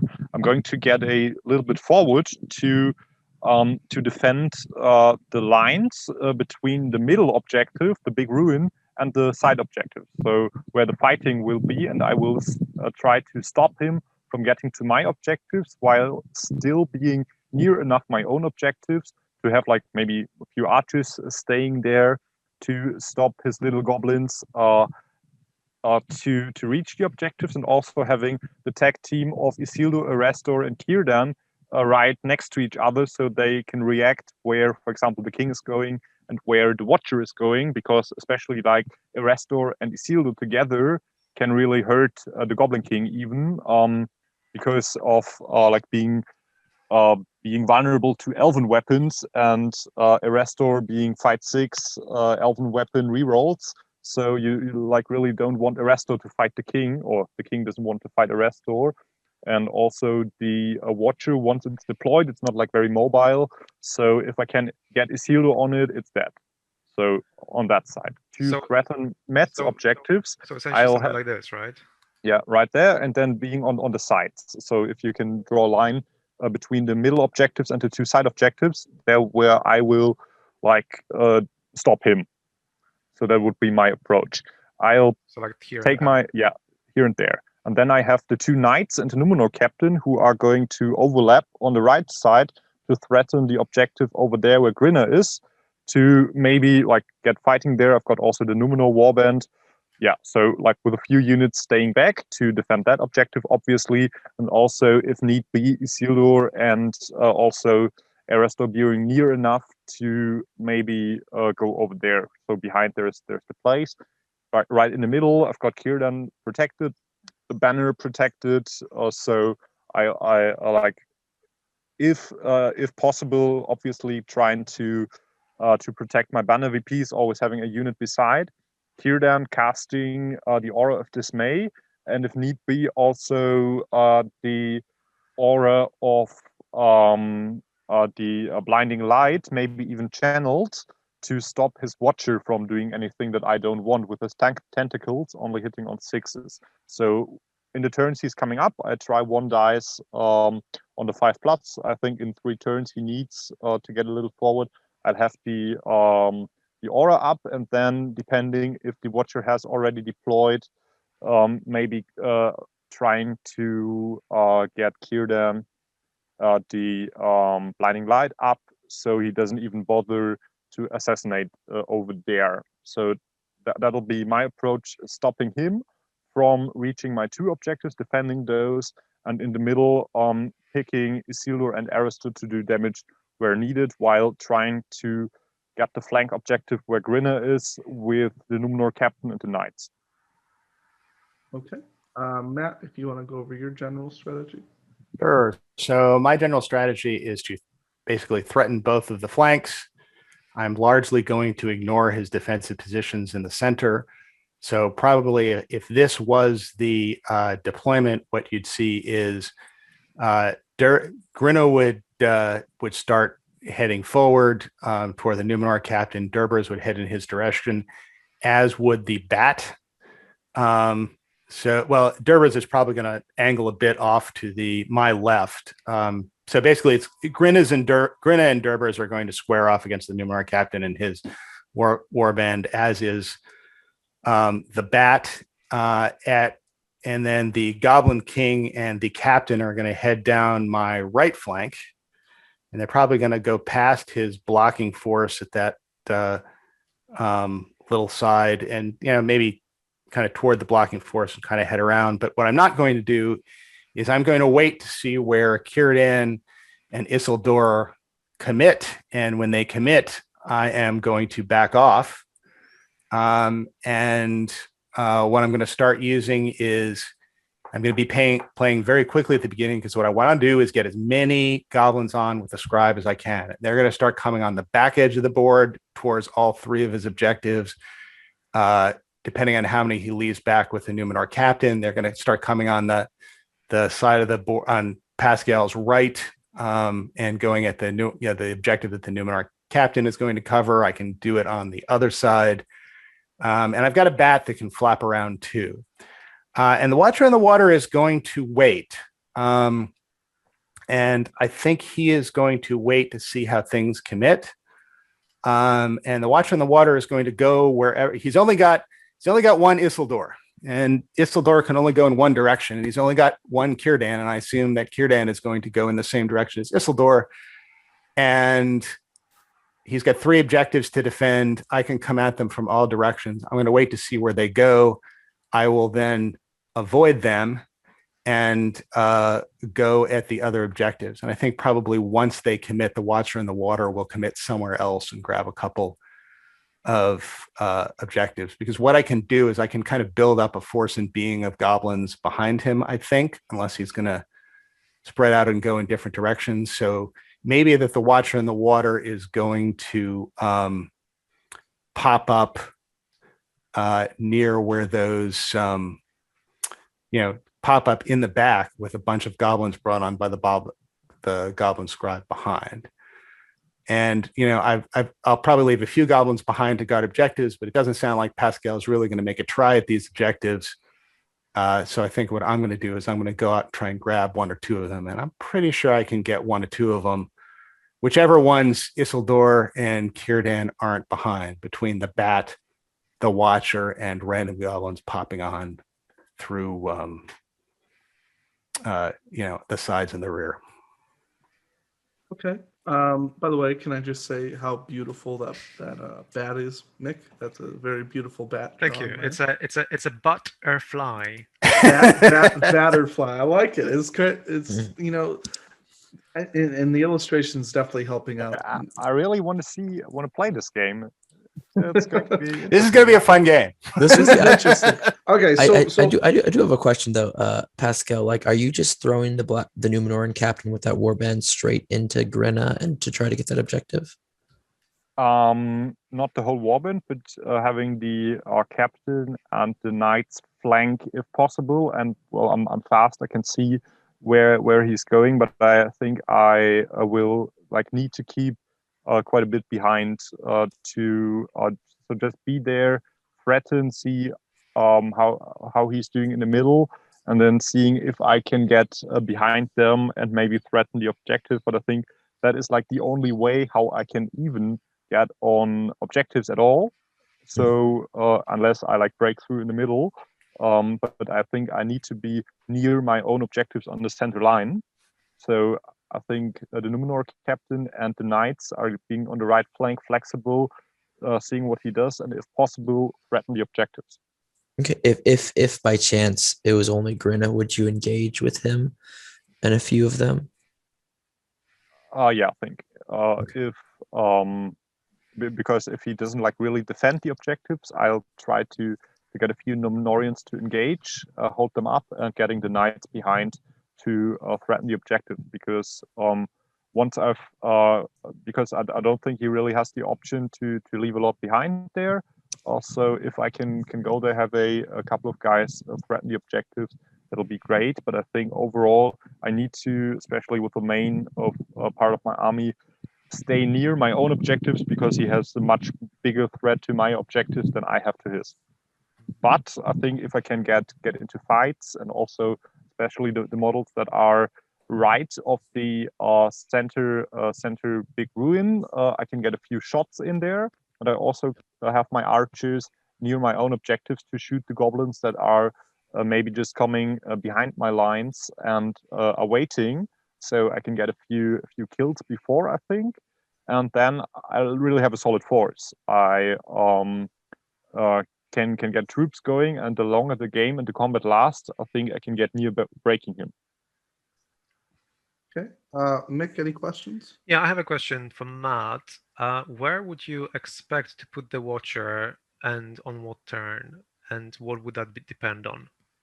So yeah, that it depends a lot on what Pascal can do. I mean, that's a Watcher, right? He's the ultimate reserve. And I mean, the one thing I am going to say is he's probably not going to show up near.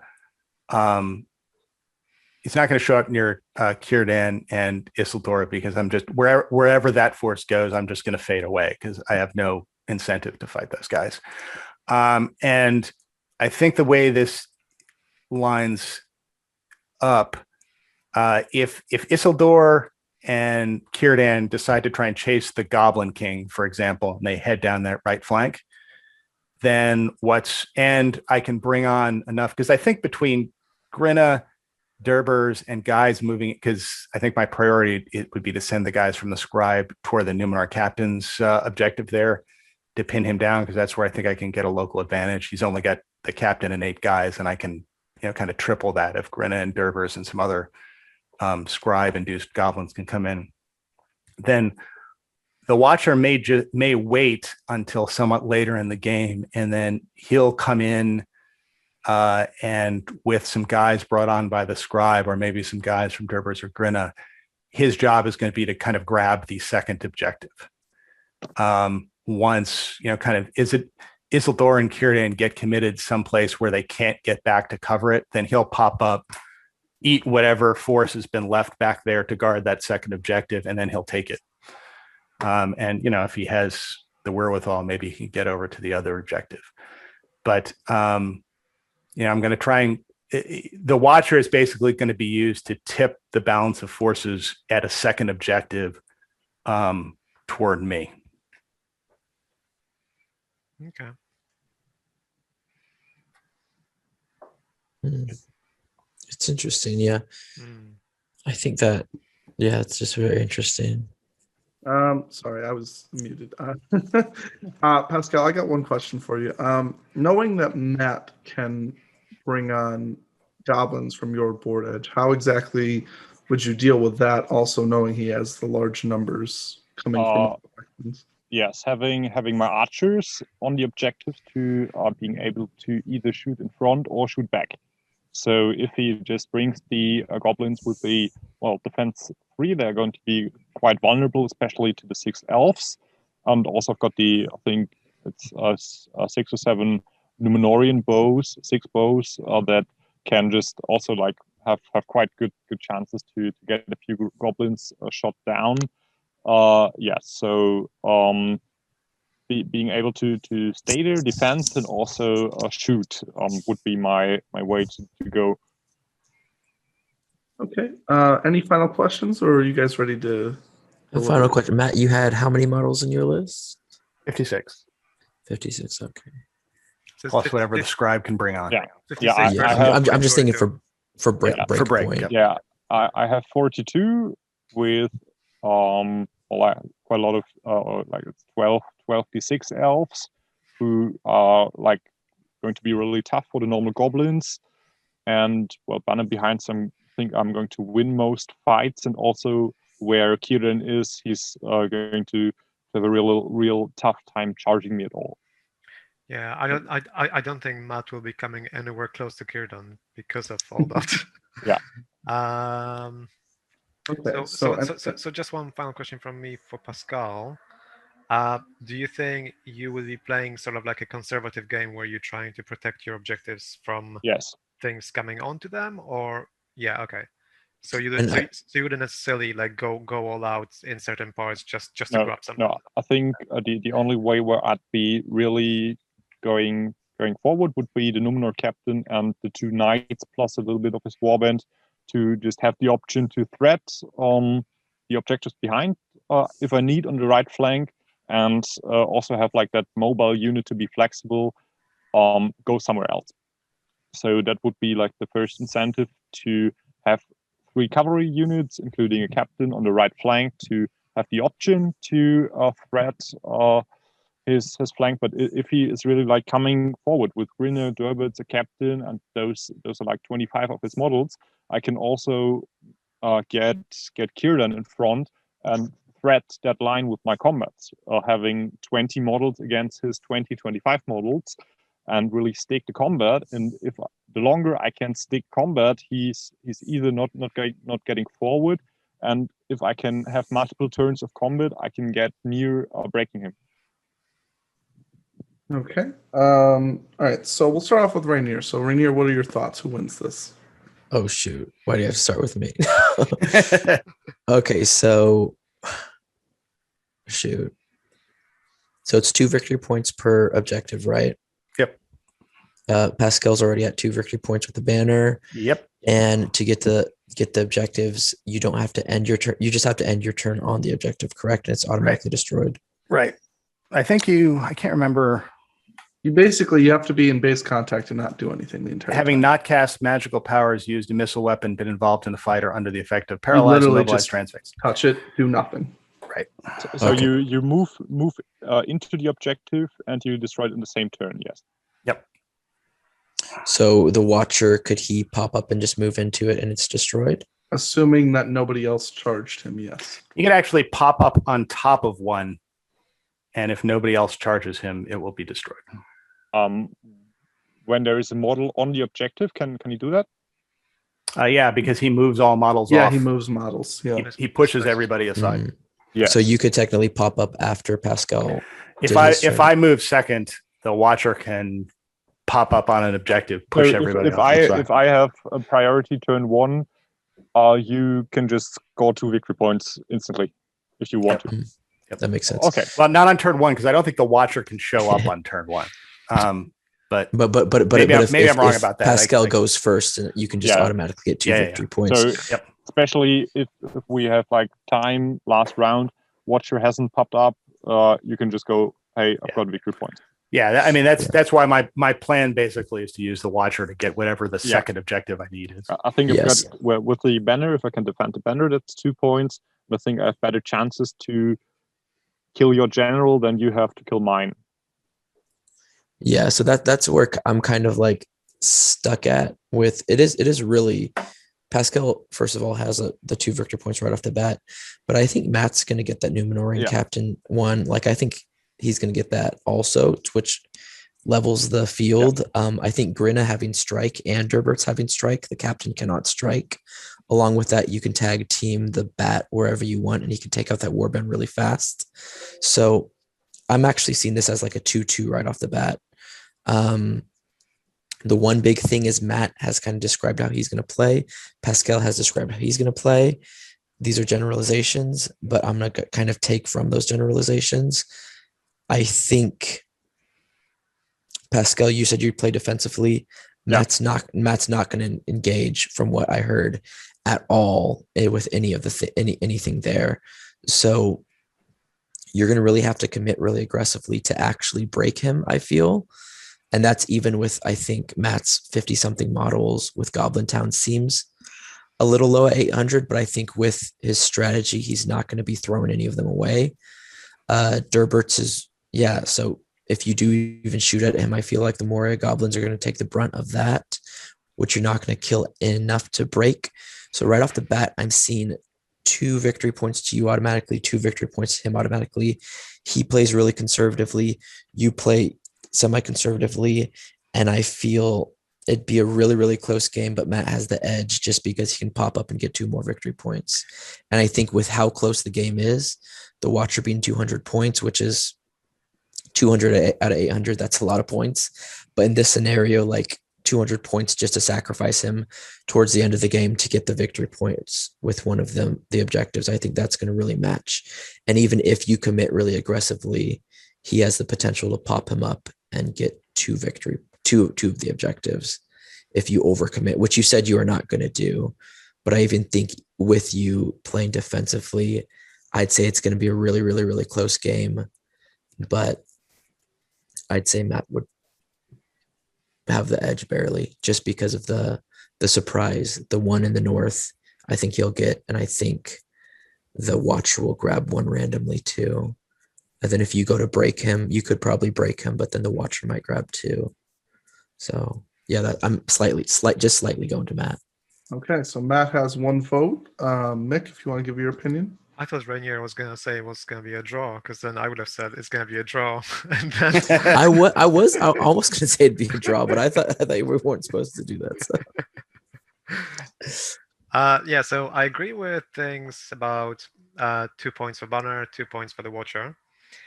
Watcher showing up late in the game is quite annoying for those 2 points, but that also means that he won't be able to get more than one objective with the Watcher.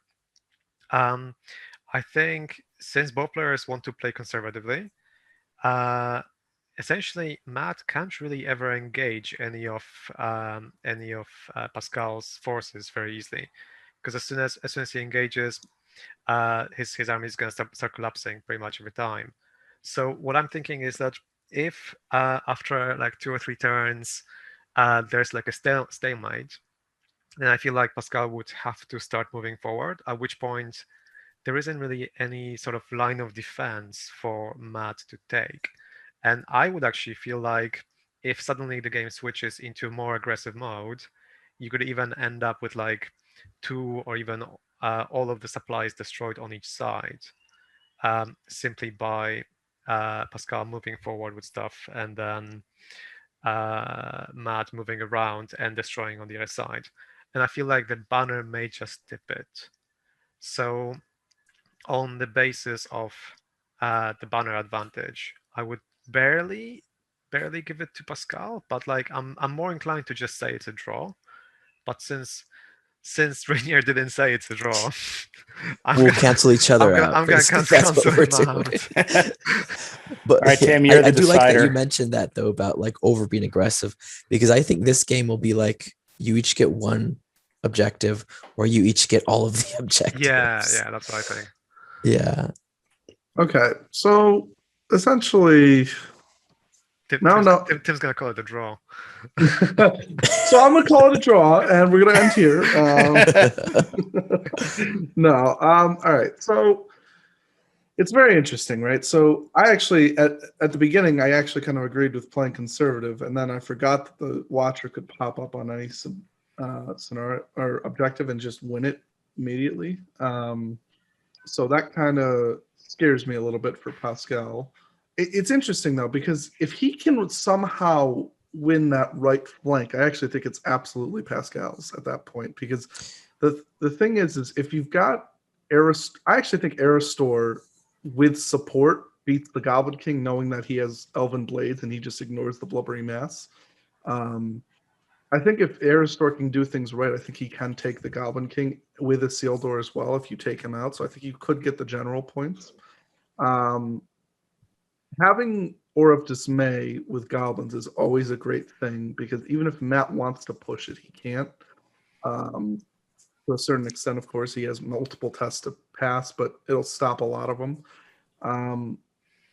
If Pascal were to get one objective, maybe 2 of Matt, but probably just 1. If Pascal could get 1, I honestly think this goes to Pascal, because I think he could hold off the other 2, knowing that the Watcher takes 1.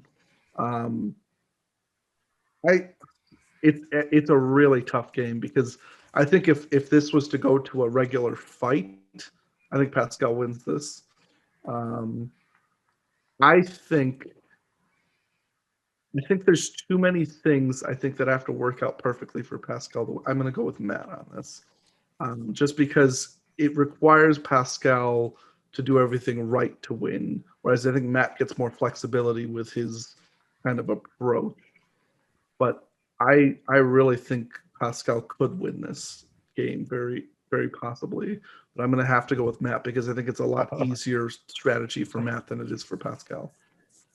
I So, see Matt- 2 Americans voting for an American, 1 European voting for a European. I think it's rigged, guys. I was actually I'm gonna gonna call it I that. honestly, until I remembered about the Watcher, I in my head I think I was going to go with Pascal, but then I'm like, he has to give up. No, his- and all this is hypothetical too, Pascal. Like Yeah. for viewers, like we know you're the one that stopped all the 120 something goblins and reconnoiter.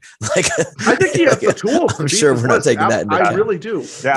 I In a think, heads up fight, he's going to take me apart. gonna take what's, it, yeah. what's saving me I here think- is this is an objective based scenario where the Yes. objectives are Yes. dispersed. I think for me, the only thing was the defensive. Like if you were more aggressive with it, I think Matt would crumble like cheese. Oh, absolutely. In a straight fight, Pascal wins this. I think I'm going to defend Pascal's approach. I think. Wait. Pascal just disconnected. Oh, all right. Well, all right. I'll be Pascal and defend Pascal's approach while he's reconnecting here, and that's that. If he goes, he's got primarily a foot army. He's got 2 Rivendell Knights, and that's it. And it's going to take him a long time, especially because of the way this terrain is arranged, where he's got to basically march around it.